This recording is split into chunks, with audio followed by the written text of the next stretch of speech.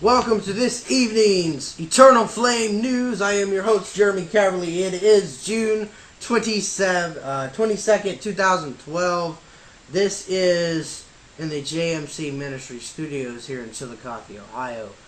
This week, I have returned back to school for those who are interested in that kind of information.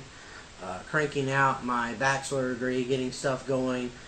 I wanted to talk about a few things that are happening. We're talking about Greece, with their currency, what's going to happen in the future of that. Greeks are kicked out.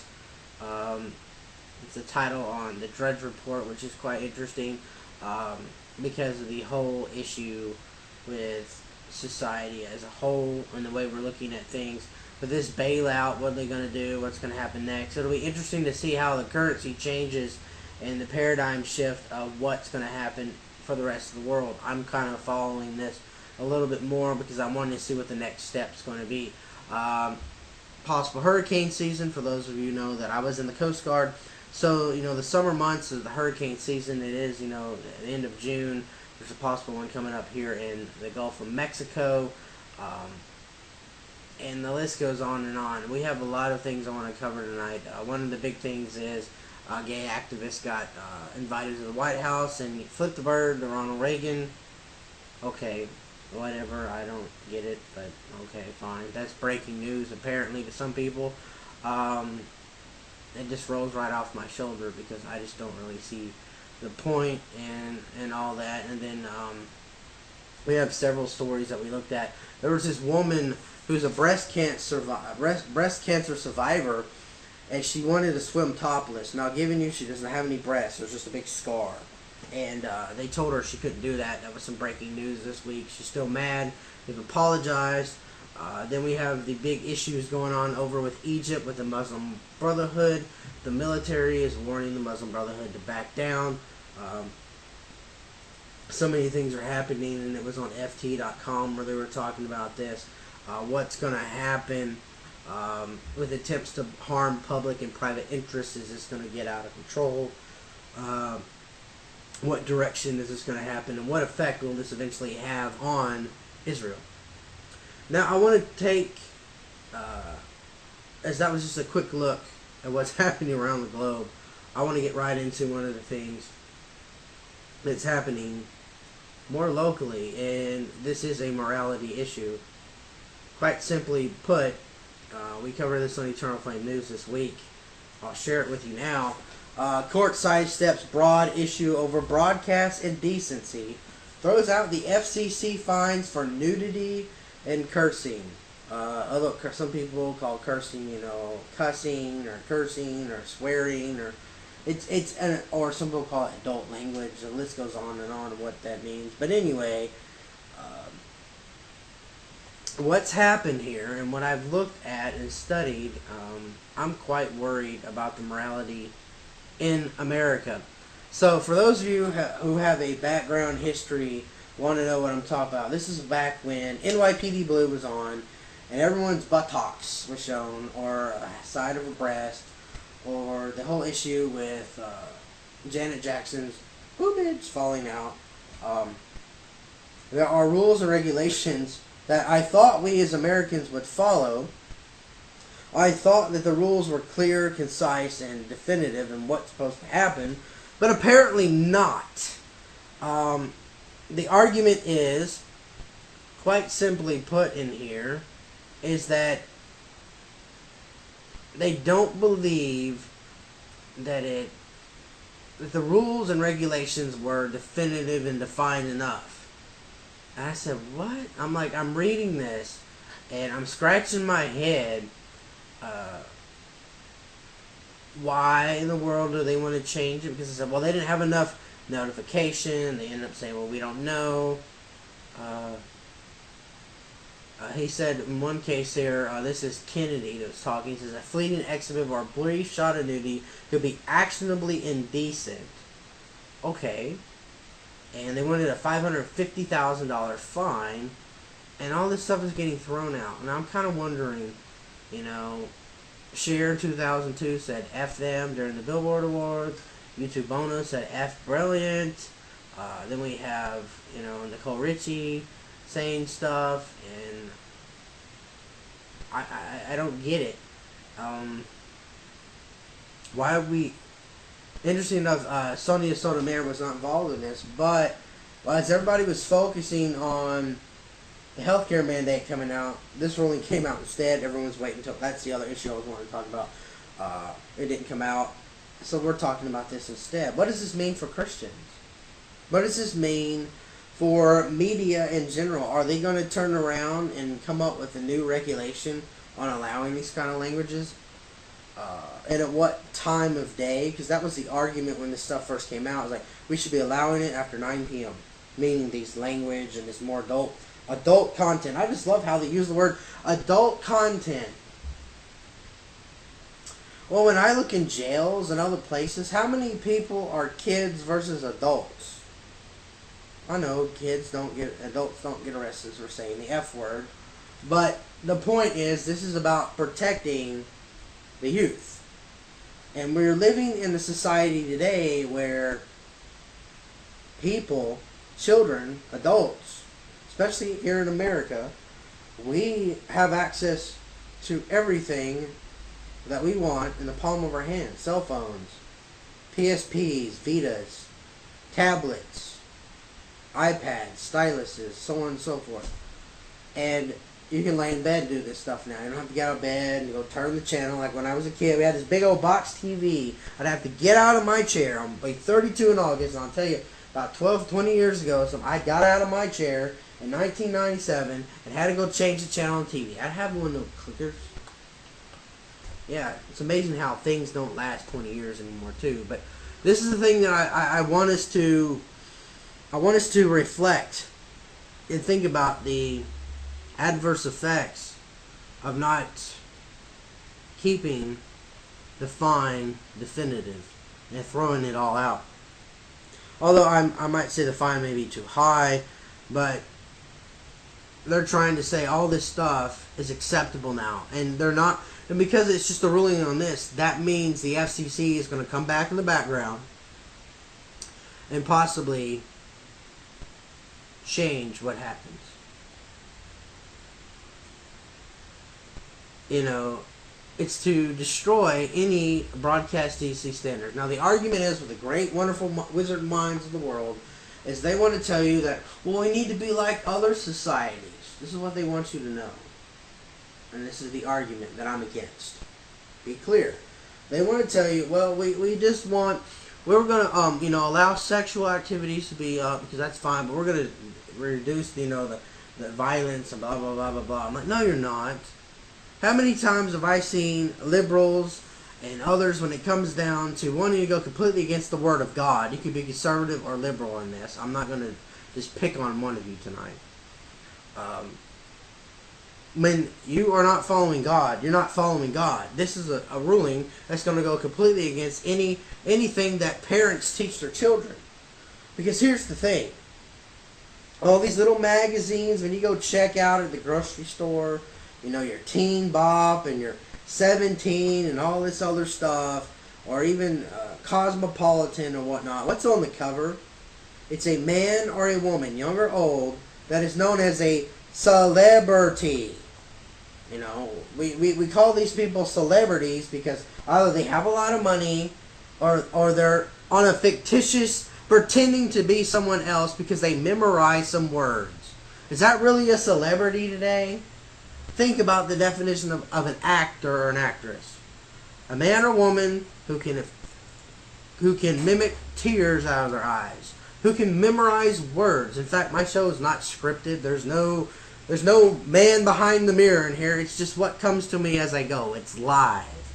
And I've always done that. Interesting enough, celebrities. What happens with children and adults? The phrase is normally called, we look upon these people with high esteem and regard. Regards and esteem of what? Of intelligence, responsibility, joyous laughter and fun and praise. So these people are put on a pedestal. They are chased by paparazzi, and our kids and our adults and everyone else who have not grown into years are going to sit here and say, well, if he can say it, well, if Brad Pitt can say it on TV, Mom, can I say it too? I don't know how many kids still today will say that. They won't say that. They'll say, well, if Justin Bieber does this, hey, Mom, Taylor Swift does this with her hair. Hey, Mom, Madonna just did this, blah, blah, blah, blah, blah. I have heard musicians and celebrities and all sorts of people, and that's the argument kids give their parents. It's been that way forever. So we're going to change the rules. So what's going to happen? You're going to have more kids cussing. That's what's going to happen. And more teenagers wanting to go off on a tangent on their sexual activities. Does that mean everybody's going to do it? Of course not. But those that are prone to mimic the arts of those they see in that television screen, yeah, it's going to change the way you think. Because honestly, what we see in this programming today, what we see in society today, on television, on radio, that's how we run. You don't believe we don't have morality issue in America? How about we go to Springfield, Illinois? Here's another morality issue in America. Interesting enough, a version of their Supreme Court, which if I looked and took the time to find out, I wonder if it's really the Supreme Court of Illinois or just one of the bigger, higher courts in Illinois. I didn't take the time to look at that because I was too appalled by this story. Man has sex with 17-year-old girlfriend, but he did not, I'll say that again, man has sex with 17-year-old girlfriend. If that doesn't freak you out, pay attention. But he did not break the law. But when he took pictures of his sexual romps, those pictures are criminally active. Guy has been charged with 3 accounts of child pornography, not because he had sex with a 17-year-old. Oh, no, no, no. Only because he took pictures. Because in Springfield, Illinois, it is only illegal to photograph someone under the age of 18. But the legal age of sexual consent is 17. Now, depending on where you live in America, there are 14, 15, 16, 17, and 18 years of age for sexual consent in the states and territories of America. Interesting enough, some states have clauses to this. What I mean by that is they have a 2 to 3 year old gap of these 14, 15, 16, 17, and 18-year-old kids. The 18-year-old is omitted because that's legalized adult. But some of the 17-year-old and below states say you can't date someone 3 years older than you or it's statutory rape automatically. Do you see what we're doing here in America now? I've talked about this on a prior show. I said Americans are going to redefine what it means to have a sexual relationship. And those that want to be involved in borderline child pedophilia, or those who are actually bold and brazen enough to do it, are going to take the steps to have that done. Here's a prime example in Springfield, Illinois. And I know many people, how many of you, knowing that I'll be 32 years of age, but you want me to have sex with your 17-year-old daughter? I have failed to meet a single woman, man, couple, married, straight, bi, transgender. I've failed to meet anyone who had the audacity to tell me that that was morally all right. They may have felt it in their heart, but no one's told me that. Why do I find a common bond with Christians and non-Christians? The secular meets the Christian world on this subject. What's happened to the responsibility and integrity of having sex? It is no longer about procreation. I know it hasn't been about procreation. There's an argument that only Christians have sex because they want to just procreate. That's false. Then there's the other argument of, well, we want to have a good old time. We want to have fun. Sites like Planned Parenthood and others are teaching our children and adults how to have sexual activities, how to teach our children and fellow adults what sexual activities that are safe. There are sites that'll teach you how to play with your own poop and pee right now, because, oh, by the way, the wonderful Psychological Association in America has now removed that from being a mental illness, otherwise known as a form and an attribute to people that have dementia. Talk to any STNA that works at a nursing home, and they'll tell you they've seen patients do that.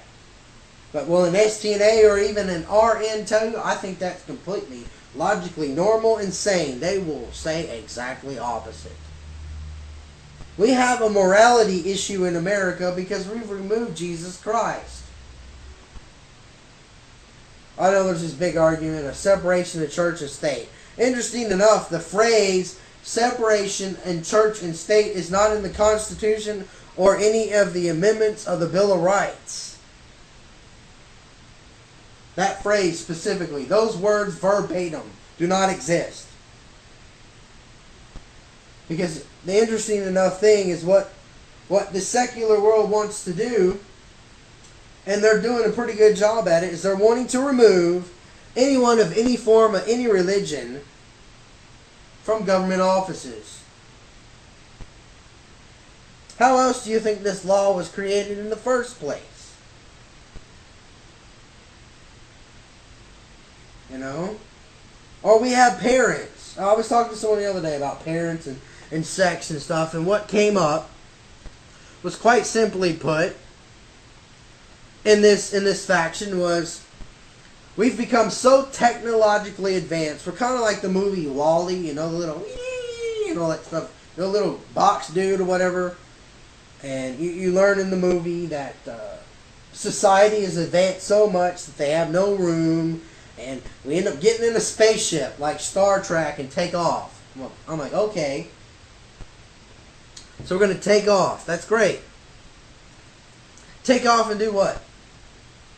Well, they take off and go far, far away, right? And eventually we get so fat and so lazy because technology continues to advance that we don't have to get out of the chair to shower, to use the bathroom, to shave, or to even work. And what happens? You start losing bone structure. Well, we haven't gone that far in America, but what we have done is we're so smart, we're stupid. I'm going to say that. Controversial thing I'll say for the evening. We are so smart, we're stupid.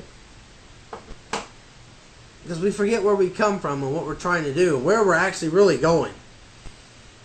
You know, people tend to go in directions that lead them down dark paths without reaching out for someone known as Jesus Christ. And as I said, we are not following what Jesus Christ would want in our country anymore. And it's quite simply put, you know, we get so smart that, you know, we're not really using the technology and the capability and the things that we have for the right purposes. Or it's another word called greed. Now, before I get into this tangent on greed, this isn't about spreading the wealth. This isn't about the government. This is about you as an individual. Check this out. More Americans can't afford TV cable and are cutting the cord to save money. I'm one of those people that I don't use nor have been paying for cable. I'm not illegally doing it either. I just have the internet.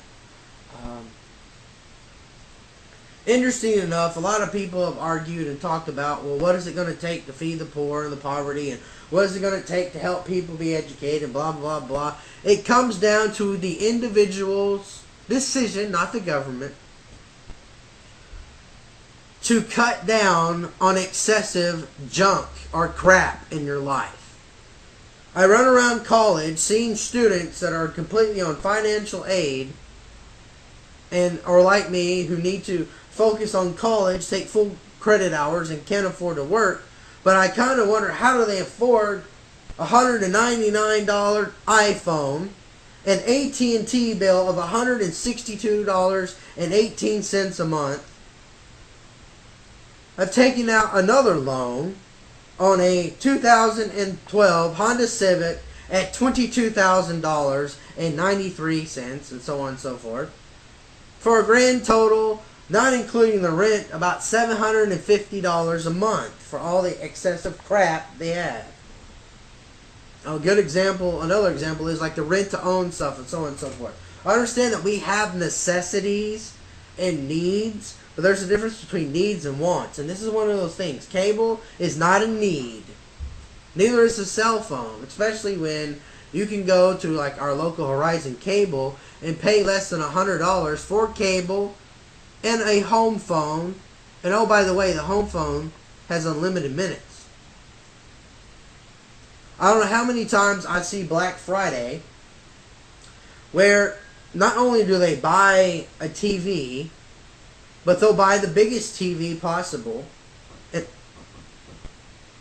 And how do they pay for this? Quite simply, they pay for this. Brandon, someone's knocking at the door. They pay for this with their income tax money. They pay for this with their savings for the whole year. Now, what are they doing looking at their insurance for medical? Or how about their other needs? They're not. They're not paying for these things. And we in society, surveys have shown that poor in America is about having an Xbox 360, not the old one, a cell phone, and 2 cars. Now, I understand the prices in America have gone skyrocketingly up, but you would think if you can't afford for medical care, or you can't afford for paying the rent, or even feeding yourself, you would get rid of a few things. And we live in a day and age where you can get a government cell phone, for goodness sakes.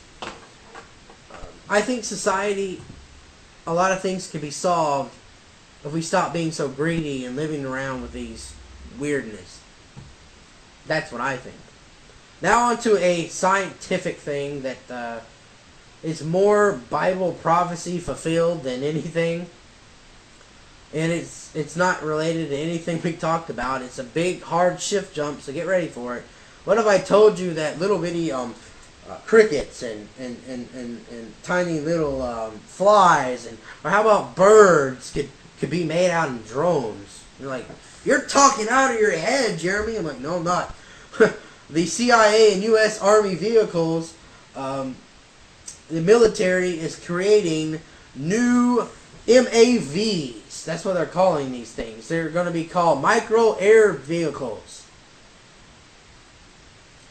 Interesting enough, the argument is like, should we have this, in the United States, secretly developing robot insect spies? The Daily Telegraph said America can be pretty sneaky. It's supposed to be about capturing insurgents and terrorists, or it could be about, monitoring on what Jeremy Caverly's saying on his show tonight. I have nothing to hide. I'll send him an MP3. There you go. But interesting enough, this article says it's about 5 years ago. This has been going on since the 80s about robotic technology in the government. That's all I can legally say. I can't tell you anymore because I don't want to get arrested. But the problem I have with this is only if it's being used against regulations that we already have. And some of the regulations we have are very much crossing some of the lines of white and black. Because you get into this weird gray matter on this. If you know someone is a deemed drug dealer, killer, rapist, blah, blah, blah, yeah, you want to target this guy, you want to trace his cell phone, you want to trace his email, you want to find out where he's going to be at 8:32 on December 42nd on blah, blah, blah, blah, whatever, you know what I'm saying. And then get the guy and get out. I get it. The argument is a lot of people worry we're gonna end up having a Transformer war in the future. I realize terrorists are becoming technologically advanced, and things such as drones and RFID chips and everything, and hackers like Anonymous and others are going to want to see what they can do to hack everything. That's the problem. When you have something good in this world, evil is always going to want to try and come and dismantle it, sabotage it, or take it for its own. You know, if we didn't have Albert Einstein defect and come to America, could you imagine what would have happened? Let's talk about briefly, just like what happened with, you know, the H-bomb and everything. Could you imagine if America didn't have the H-bomb and someone else did? That would have been a creepy thought, wouldn't it? I think it would be. Now on to another topic we covered earlier this week about Adidas. Talking about their shackle shoes, and you know, I was kind of torn on what that meant. You know, I made a joke, and maybe it was wrong, maybe it's not, about if you had shoes, if you lived in the area where your shoes could be stolen, with the shackles keep your shoes from being stolen. But upon further investigation of this, it was like plastic, so I don't even think that would have kept it. But there were a group of people who believed that these shackle shoes were racist and ignorant and repulsive and relates to slavery and prison inmates. I would probably say they might be beneficial for some kind of specialized work where maybe you don't have something under your feet so you don't lose your shoes. But for the general population, I don't get it either. So they're removing it. I just thought I'd briefly tell you that because there's really not a lot more to say of it. Now on to something that really bothered me, and I'm not going to play the video. And I haven't really found an update much on it yet. But what would you think about, you know, like you're wanting to help the poor, you're wanting to do really great things. You know, Glenn Beck recently did this big food pantry truck stuff going on and had like 10 or 11 trucks filled. Well, what would you do if you were a pastor in Chicago and found out that your food delivery truck has been stolen? Yeah, that's one of the stories for tonight that I kind of want to briefly touch on. Is I guess they assume that it's like a Salvation Army truck, because that happened when I was in Houston. Either the drivers or the assistants in the driving truck were stealing in the truck, or they actually stole the truck themselves, or went somewhere and had stuff stolen out of it, or the list goes on, and people had to go to court, blah, blah, blah. This is when I got connected to my lawyer friends and everything. Interesting story. Won't talk about it much more. But kind of reminds me of that because this is a delivery truck. I'm assuming the people that took this truck either needed a truck for wrongdoing, wanted to sell it for parts, or maybe they actually needed food. I'm kind of wondering. Think they really took the food and gave it to someone else? Probably not. This pastor wants this truck back. I don't blame him. I'd want it back too. Because he's going around giving food to people and picking stuff up and using it there at his facility and elsewhere. You know, it's a commendable thing he's doing. But honestly, I don't see it happen all too often. I don't. So that's one of the big stories you guys need to pray about, is that, you know, the guy have a change of heart, or maybe they just find it. And I wouldn't doubt they'll possibly find it unless, you know, they've already dismantled the whole thing down to the core of it. Now, on to something that relates to, as I was talking about earlier, we do have a hurricane, possibly tropical storm in the works in the Gulf of Mexico. This also has to remind you, 7 years later, remembering Katrina. For those who are interested, or may not even know, I was in the U.S. Coast Guard during Katrina and served during Katrina and assisted communication efforts and logistics for Hurricane Katrina. I was actually on radio with the aircraft and people on land while they were doing their cases and monitoring things and making certain people were safe and got to where they needed to be. That was kind of logistically what I did. Interesting enough, the article that I'm looking at, and you guys can follow along because I'm going to share it with you. Check this out.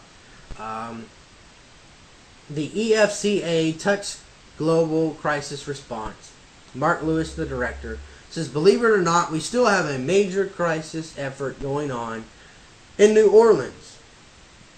He says there are over 20,000 Hurricane Katrina blighted properties in the city, so there continues to be an ongoing effort of recovery and working with families.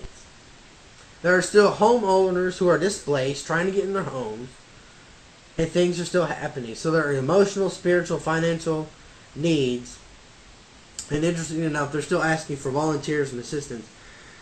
I know of several ministries and others that have gone to Katrina and worked out things. That it's not over yet, because that destroyed so much. For those that understand about New Orleans, it being below sea level, having a hurricane is an adverse, nasty effect. Now, we can sit here and point fingers and say, well, you shouldn't have lived there, or maybe you should have, maybe you shouldn't. That's not the point of the topic of bringing this up.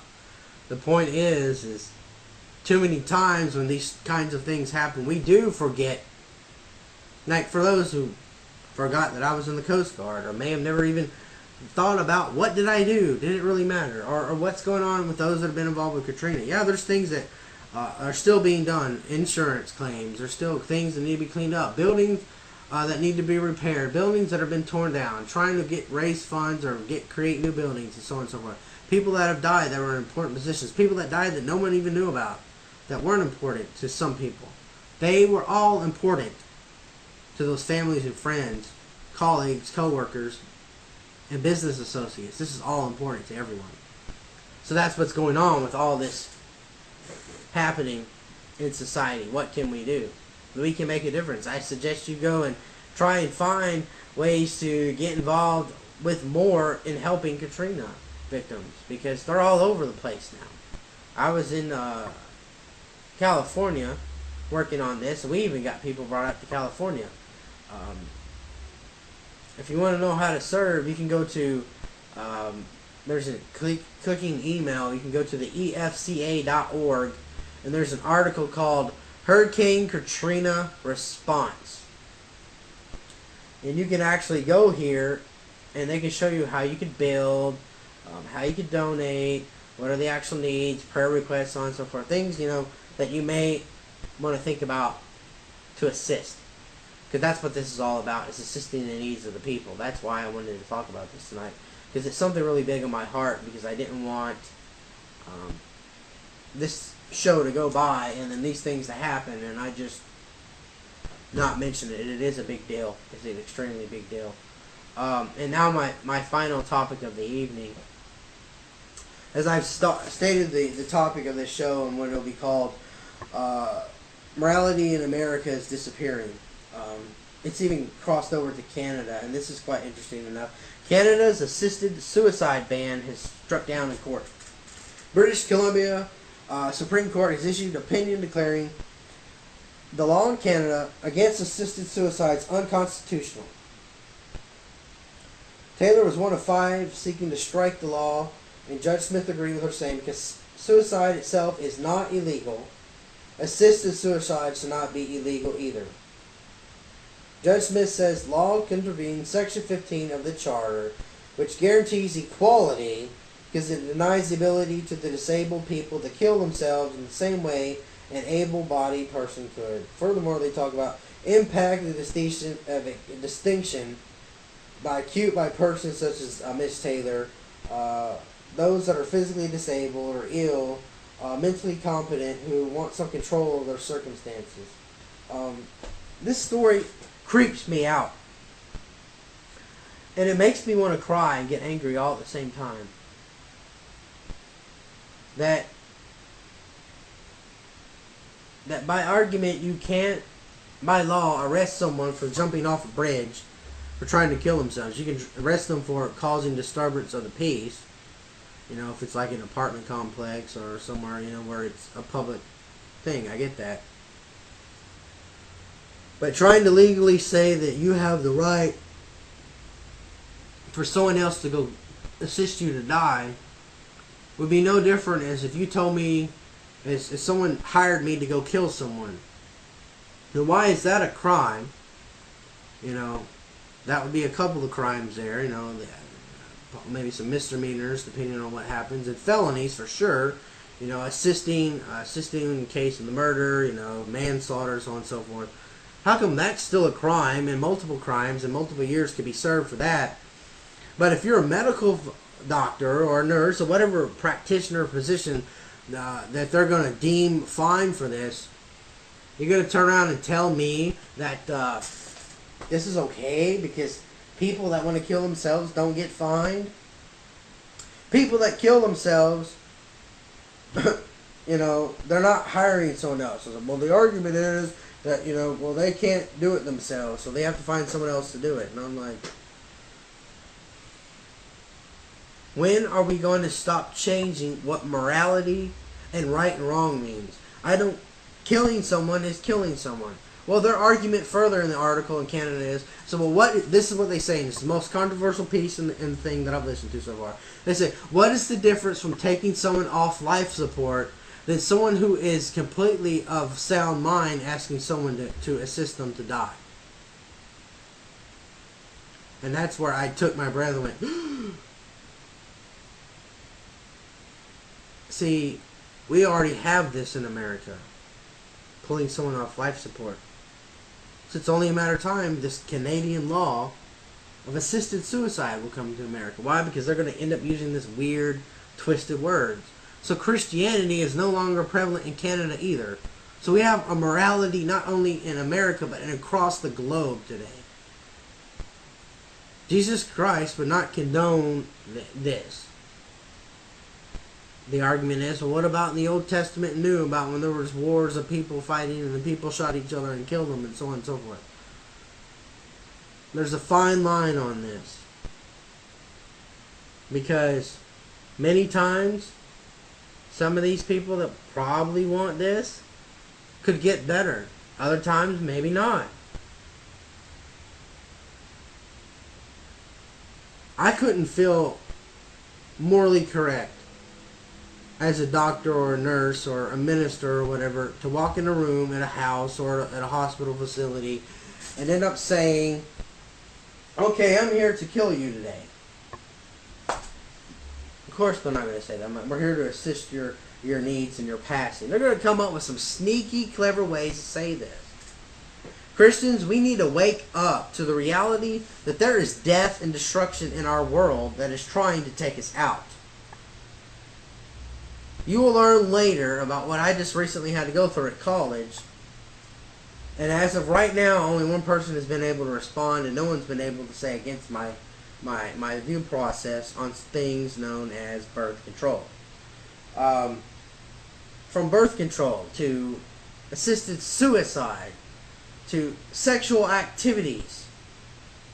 Our world is in need of a savior today. We need Jesus Christ, okay?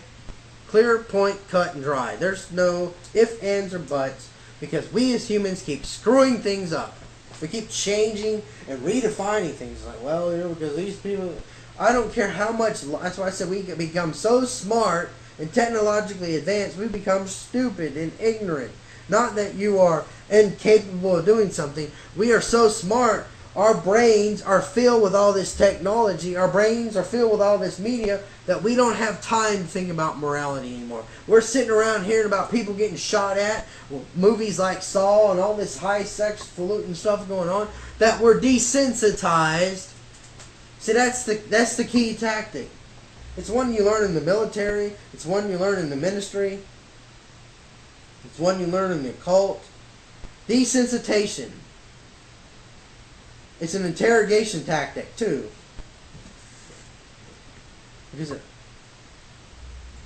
And quite simply put, that's why people have a hard time probably watching my program, because I get so hardcore raw into these subjects. Because this is what the youth of America are going to be facing when they are 30 years of age. Because while these events continue, we have people that are graduating school every day, every month of the year, just about, all across the globe. Some of these are current leaders, some of them are future leaders across the globe. And if we continue to allow things like this story and others to continue to go down their paths, Christianity will no longer be the same, and we're going to be persecuted twice as much than you ever thought before. I could not condone and sign a bill like that. There's no way in the world I would do it. I just can't morally say, well, because you're so sick and you're in so much pain, you know. My thinking in my mind is because these people are suffering, let's find a cure for their illness. See, here's the problem with, and here's what I'm going to end with. Here's the problem with assisted suicide. It makes the medical community to not have to be responsible for finding a cure for any more illnesses, because you can just kill everybody. Let me say that again. Taking people off life support. Assisted suicide. It is a lazy man's way of not having to be responsible to have to find a cure for a problem, because you already got one. It's called, just let them die. They don't know what to do. Let them die.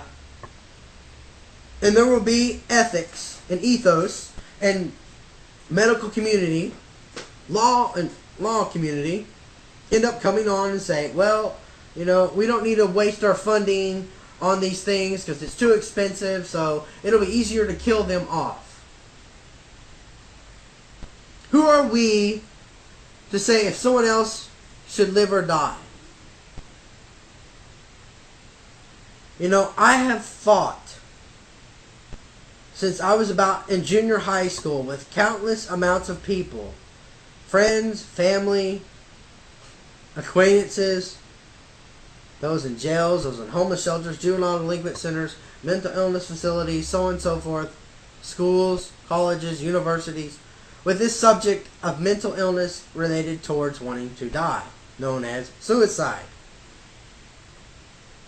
And many times, majority of those that I've talked to are still alive today because someone took the time to meet their need. We want to take the easy way out in the world today. We don't want to resist temptation. We don't want to sit here and resist the government or resist individuals that want to say, well, I believe this is how I feel. I can't change how you feel. I can't change how you believe. I can believe what I believe, and I have an opportunity to express what I believe. This is America. We're supposed to have freedom.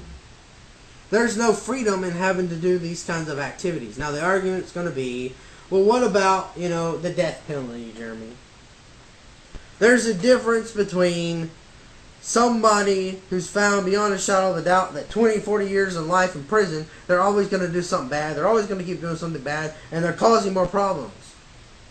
Those kind of people do deserve higher consequences. But we're not talking about that. We're talking about medical patients that are sick.